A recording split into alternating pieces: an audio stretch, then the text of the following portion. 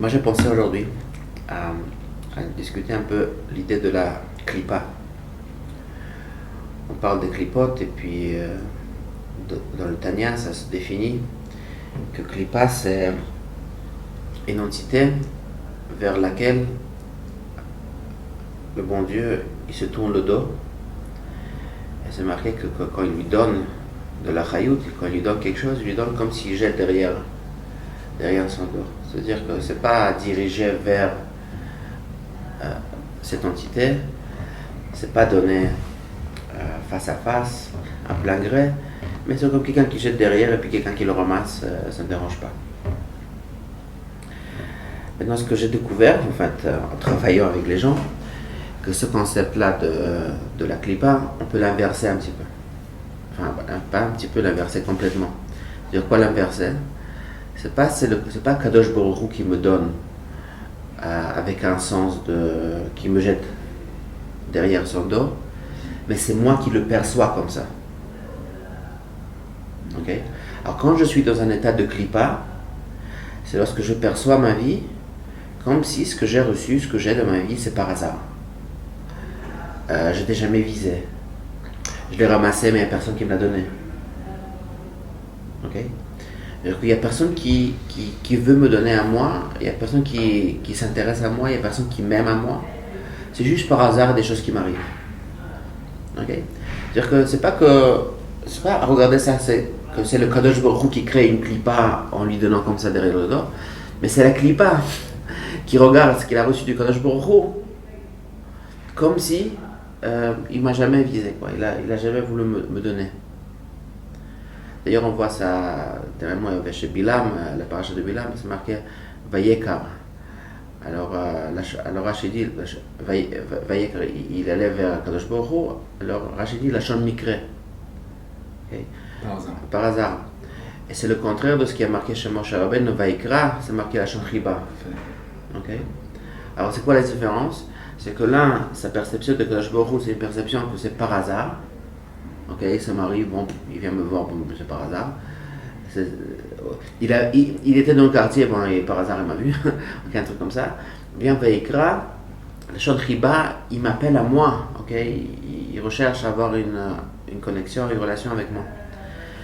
Et ce qui se passe, c'est que nous, c'est ce choix-là entre Klipa et Gdusha, on va appeler ça, ok, c'est nous qui le choisissons. D'habitude, ce qui se passe, c'est souvent, nous on pense que il n'y a personne qui nous a visés, il n'y a personne qui nous recherche. Ce qu'on a dans la vie, c'est par hasard. Ou bien, comme je le dirais d'une façon un peu plus profonde, je ne me sens pas digne à être aimé. À l'intérieur, je ne me sens pas digne à être aimé. Alors, par exemple, quand nous avons des enfants, dans l'éducation,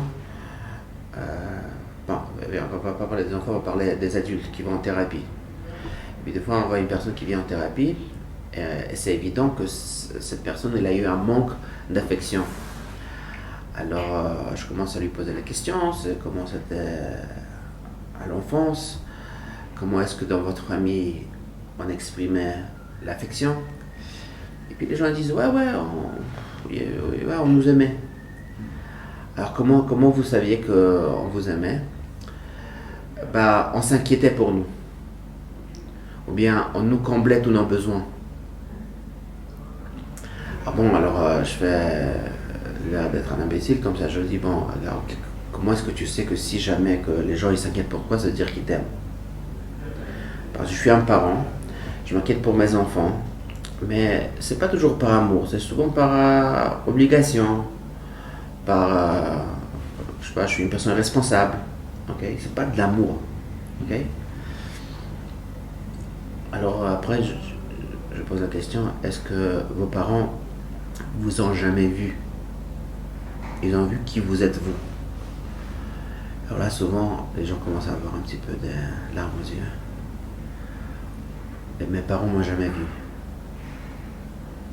Ok? Alors qu'est-ce qui se passe? Après, cette personne-là, elle a un manque affectif. C'est quoi le manque affectif? C'est que je ne me sens pas aimé. À l'intérieur de ma tête, je ne me sens pas digne d'amour. Ok?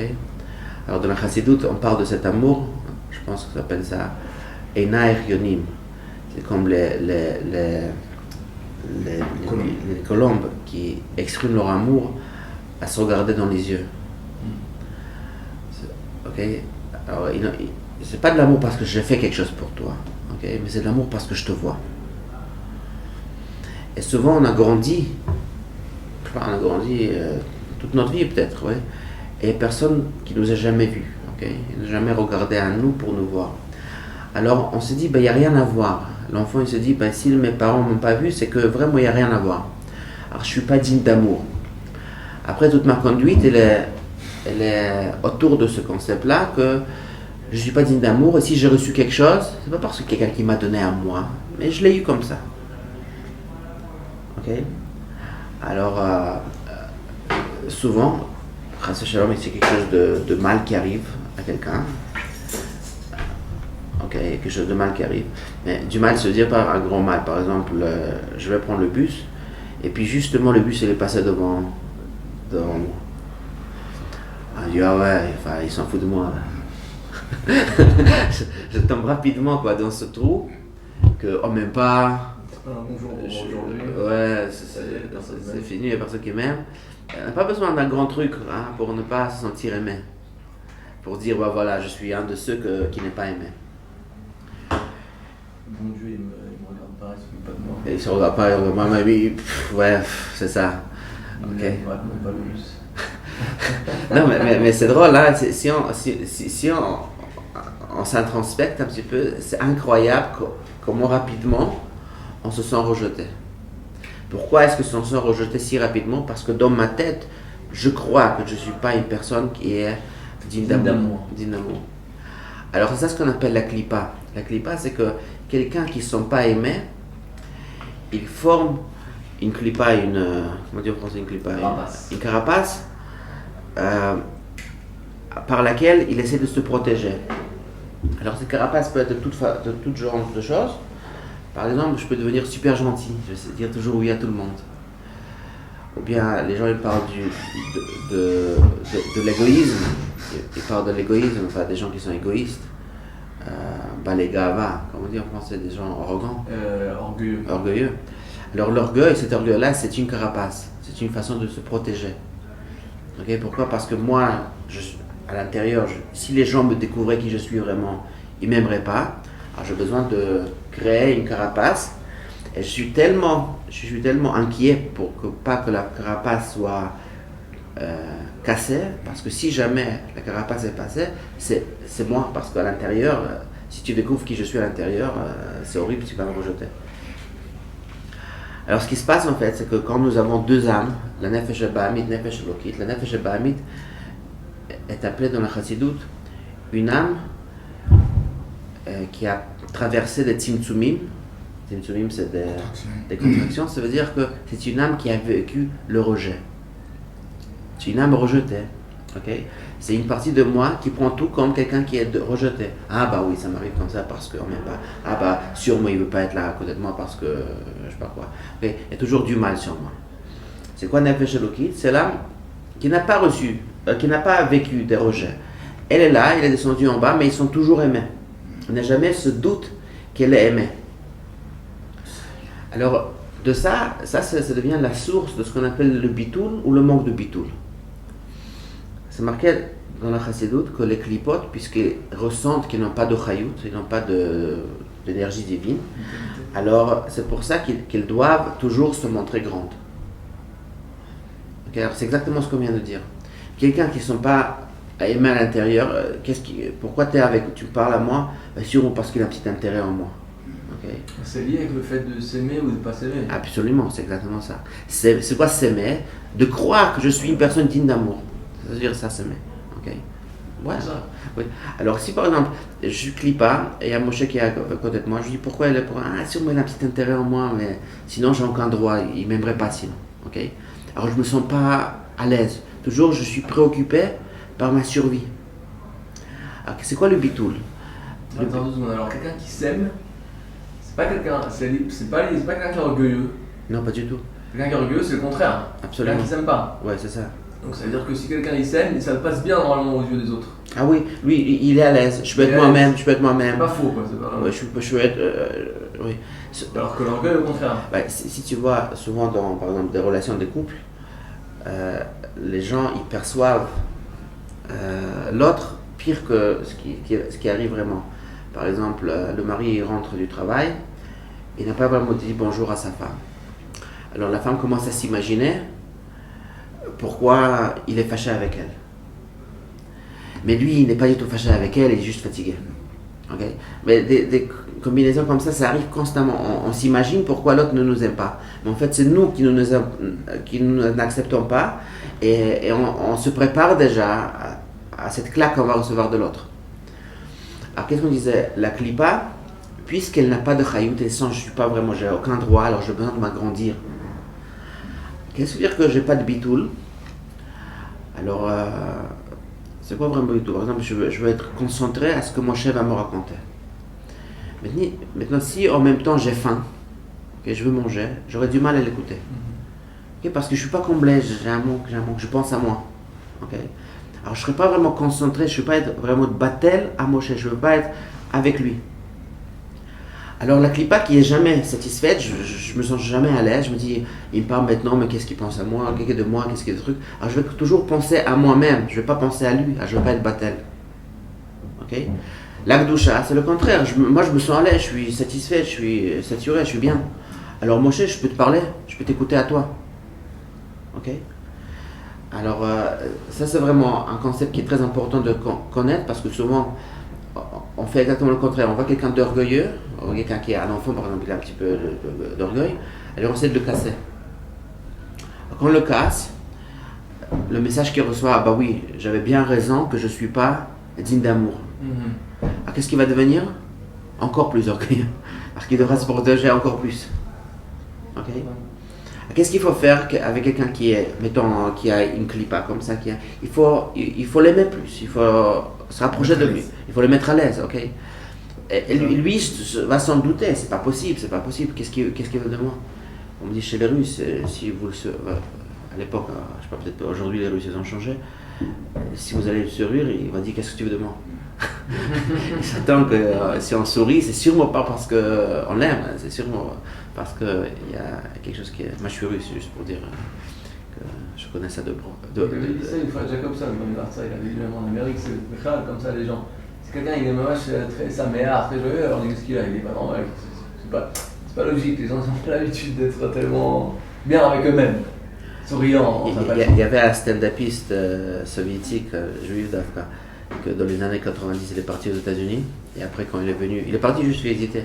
Quand il est revenu, il a fait un stand-up comme ça très, très connu. Une chose qu'il disait, je vais dans la rue, les gens qui viennent en face de moi, ils me sourient.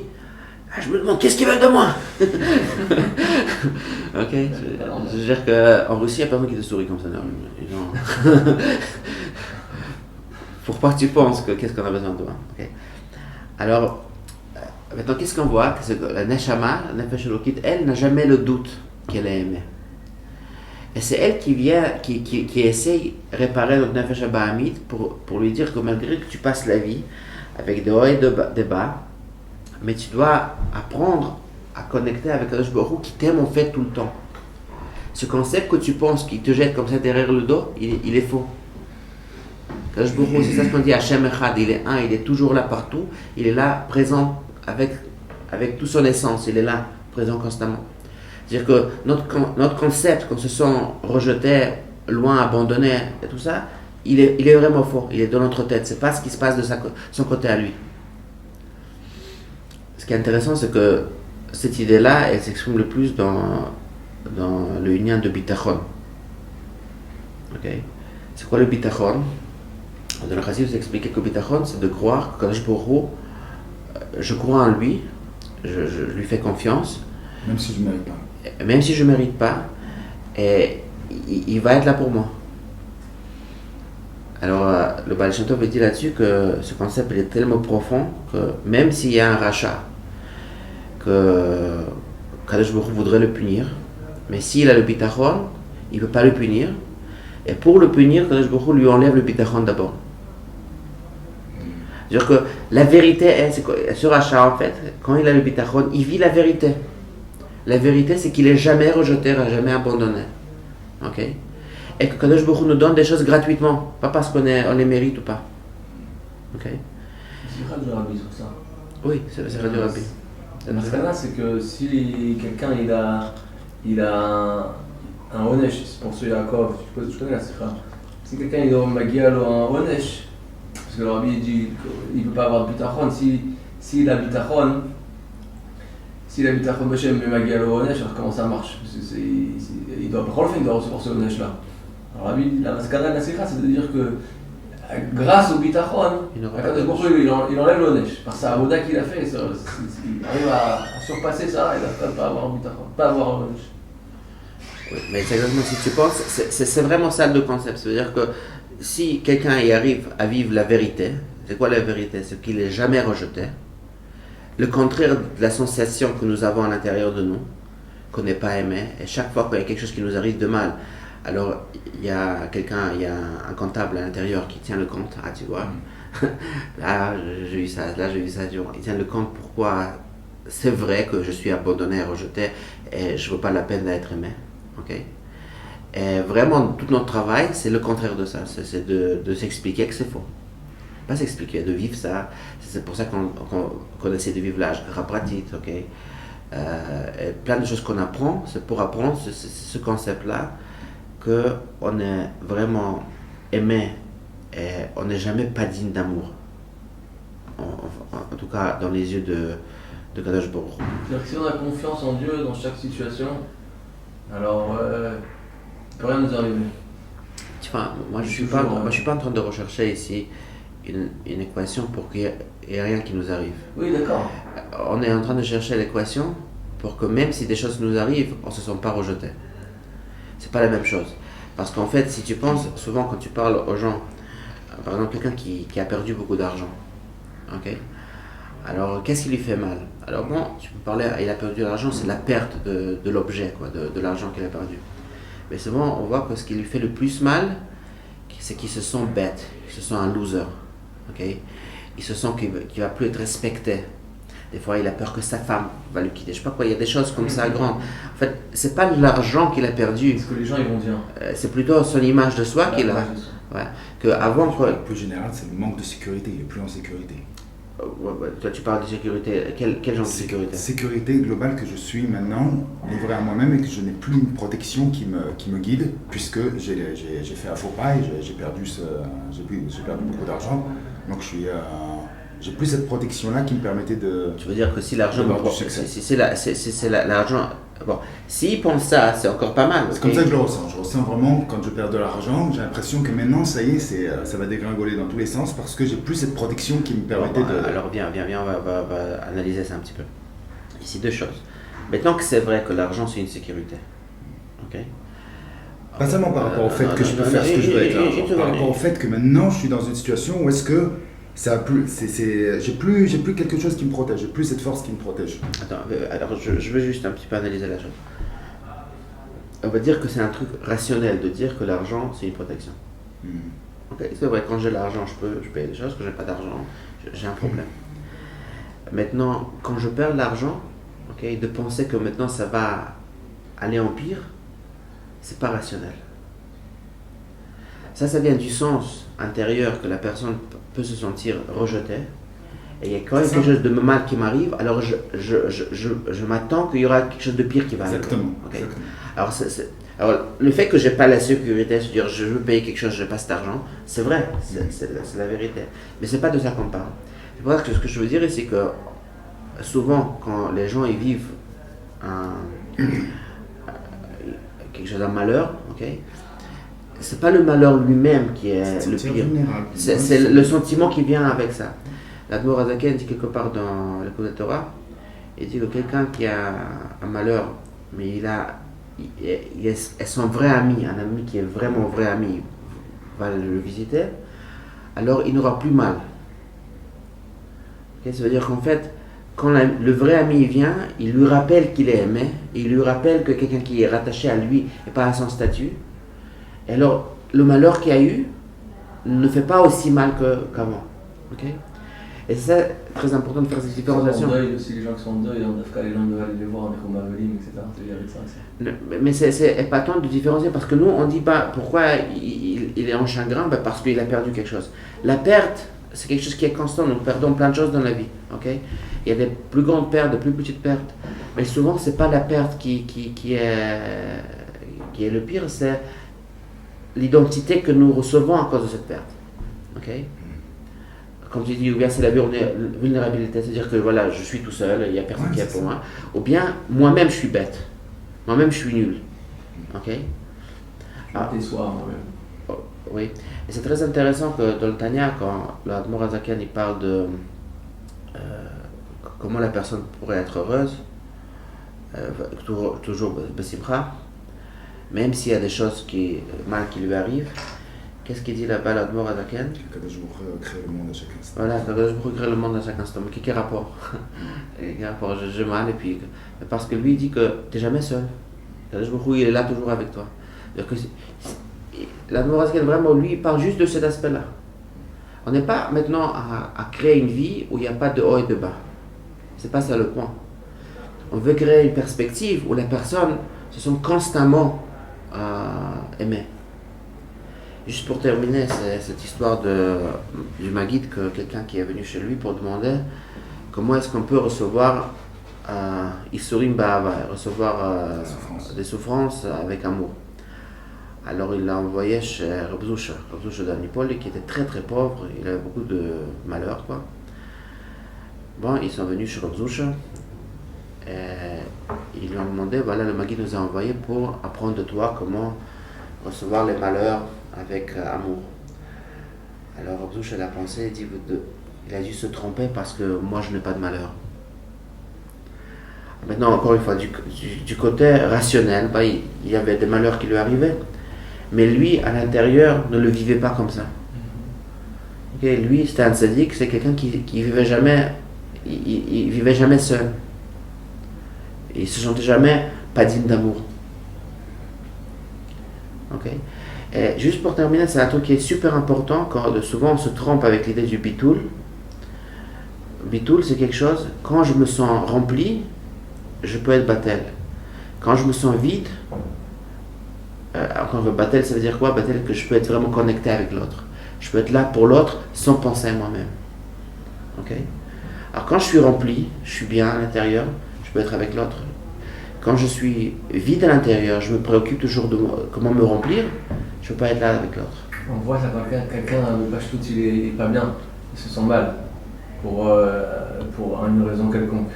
Alors, il n'a pas envie de parler avec les gens, il est tout seul, il fait un peu la tête. Quand quelqu'un il est simcha, il a quelque chose de bien, une simcha, quelque chose. Alors il a envie de partager avec tout le monde, il est sympathique, il sourit. On voit la connexion quand t'es bien, voilà. Et on voit le fait de ne pas vouloir s'attacher à personne quand t'es pas bien. Le manque de connexion, on va dire. Ouais, c'est ça. Voilà. Donc il faut être bien pour se connecter.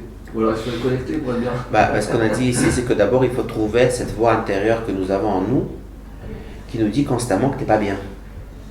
Et il faut lui poser des questions à cette voix-là. Okay? Est-ce que c'est vrai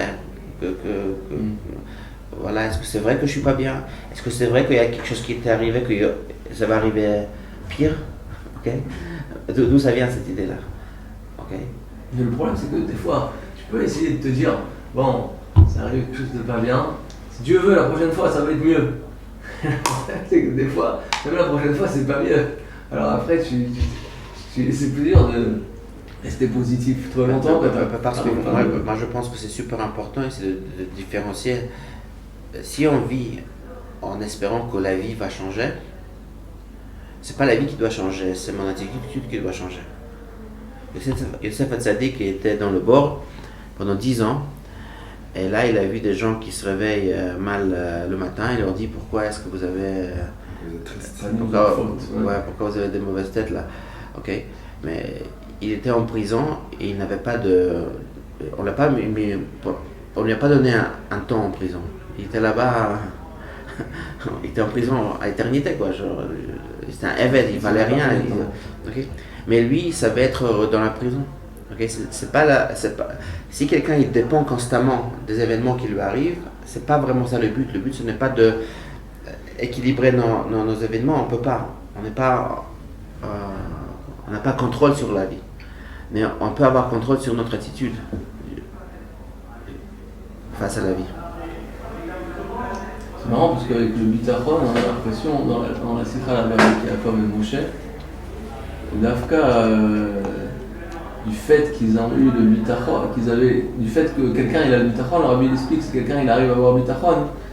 Alors au contraire, même s'il m'a gué à l'eau un honnête, ça ne va pas lui arriver. Tu as raison. C'est-à-dire que c'est vrai que c'est comme ça que ça va arriver, mais c'est pas ça qui arrive. Mais c'est pas à ça que tu dois penser. Je comprends ce que tu dis, mais notre avoda à nous, ok, c'est d'avoir du bitachon. Sa avoda à lui, c'est de nous donner une bonne vie, ok. Mais c'est comme l'histoire avec Admorazaken. Quelqu'un qui s'est plaint, Admorazaken, il a dit moi j'ai pas de problème, j'ai plein de j'ai la parasale, elle fonctionne plus, tout ça qui va, tout a descendu, j'ai tout perdu. Elle a répondu à Admorazaken, arrête de t'occuper de ce que toi tu attends de la fin de Shbor ou fais ce que Dieu il attend de toi, et dans ce cas-là tu vois. Et bon Dieu fera ce que lui il a à faire. Regarde pas qu'est-ce que lui il doit te donner, regarde toi qu'est-ce que tu dois faire. C'est ça la découverte en fait. Ouais.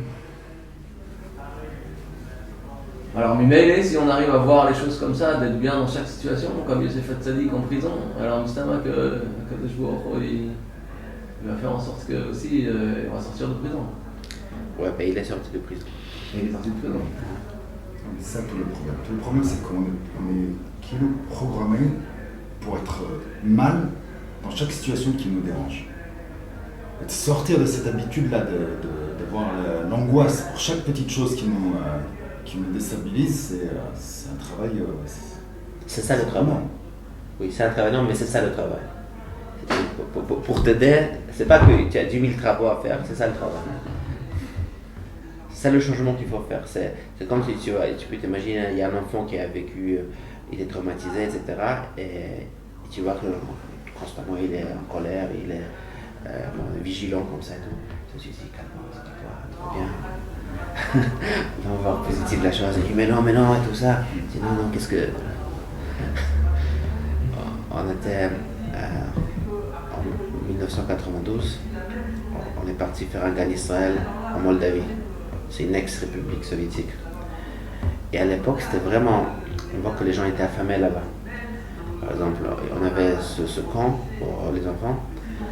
Et par exemple, il y avait sur la table, il y avait dans des petits paniers, il y avait du pain. Juste pour que maintenant il y aura le repas qui va arriver, il y a du pain déjà servi. On se tourne, on retourne, il n'y a plus de pain sur la table. Tous les pains sur les poches, etc. Les enfants, ils étaient affamés, ils étaient comme ça, dystrophiés, ils étaient vraiment un peu. Alors, qu'est-ce qu'on voyait les enfants faire dans les temps libres? Ils cherchaient dans les poubelles si tu ouvrais un papier d'un bonbon. Et si tu donnais à quelqu'un un chewing-gum, ben, il avait pendant une semaine. Qu'est-ce qu'il faisait la nuit? Il mettait sous le lit, comme ça. C'était vraiment horrible à voir. Par exemple, quand on demandait si les garçons veulent faire Brit Mila, alors on a vu qu'ils étaient très très inspirés à faire Brit Mila si on leur offrait à leur donner un slip, tu sais, américain blanc, comme ça, sans tache. C'était vraiment inspiré par ça. Et qu'est-ce qu'on a vu à la fin du camp? On voit chaque enfant il partait avec des cadeaux, des habits, parce que chaque moniteur, on est parti léger, quoi. On a tout donné aux enfants. Et il y avait un garçon que dans le bus, il a fait tomber un paquet de bonbons et les bonbons sont éparpillés. Il est même pas parti les ramasser. Je dis, waouh, on est réussi. Mais la même image, c'est avec notre Nefesh Abamit. Cet enfant-là qui est dystrophié, qui a mal, qui se sent, qui doit se battre pour sa vie. Okay. Et après, il y a un bon moniteur qui se ramène de New York, qui va dire non, la vie est belle. Bon, il faut qu'on se trouve à l'intérieur de nous-mêmes, le moniteur de New York qui nous dit que la vie est belle. Voilà. Même si on est en Moldavie. Même si on est quoi? En Moldavie. En Moldavie. Ouais. C'est même pas ce que c'est.